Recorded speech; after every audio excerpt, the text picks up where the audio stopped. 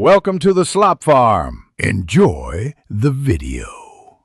You'll start by making sure both devices share the same Wi-Fi. This lets them discover each other. Once done, update Windows 11 and the Roku software so compatibility issues are minimized.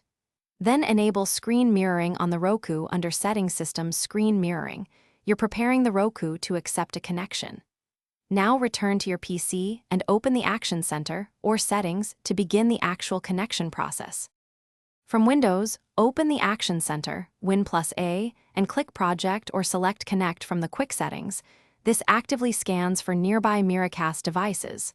When the Roku appears in the device list, select it. Windows will negotiate the connection. Choose Duplicate to mirror your screen or Extend to use the TV as a second display. If Roku prompts for permission, accept it there. This completes the secure pairing and start. Once connected, fine-tune resolution and scaling in Windows Settings System display so text and apps look right on the TV. To stop, press Win+K or open Project and disconnect.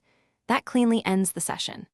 If you encounter problems, no device found, stuttering, or blank screen, restart both devices, confirm they are on the same network, and update your PC's wireless drivers because Miracast relies on the Wi-Fi driver for reliable streaming. Thanks for watching. Consider subscribing if we helped you today.